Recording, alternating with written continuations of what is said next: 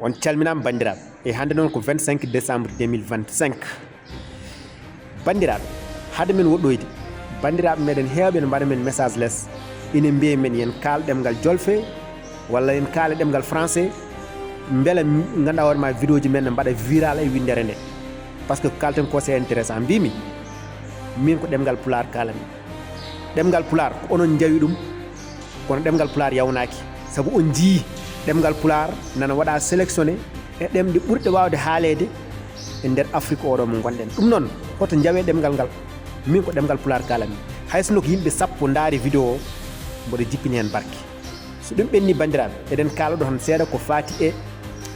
yimɓe ko namto meɗen ko fati e avocat ji Ousmane Sonko ɗi koɓe jalti ɗeɗo balɗe ɓe kaala haala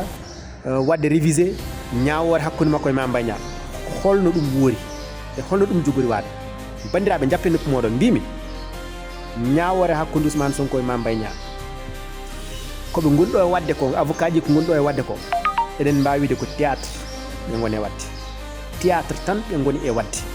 holko waɗi men wiide noon waɗi men wiide noon ko leydi jogui ɗum ko loi ji e règlement ji kañumen ndenni men enen foof kala men toñaɗo ɗo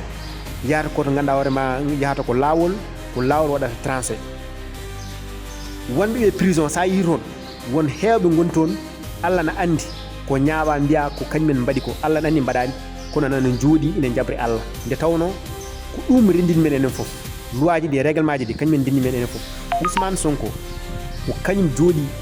e conférence de presse yeewi askan wi Mame Mbaye Niang ko wi rapport waɗani ɗum épinglé ko haalani gonga rapport ina waɗi ɗum épinglé haw huccite ɓesgu leydi Sénégal fof wi ɗumen onon on gandi ko haawiɓe kamɓe hannde haawiɓe holto ƴetteten kabaruji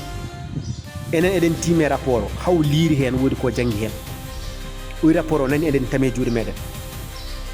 Mame Mbaye Niang ko haali ko wona gonga Mame Mbaye Niang noon kañumni ɗum metti ɗum portimo plainte diffamation o noddama yo ara adda preuve makko loi noon wi walla lawol leydi Sénégal wi ko so tawi a tuumi neɗɗo portima plainte diffamation ko balɗe sappo dokkaɗa ya ar gadda preuve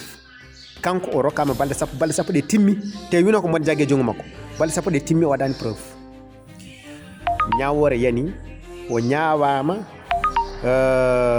lebbi jeegom sursis e 200 millions mbo foti yobde par ce que ha ɗo to jarten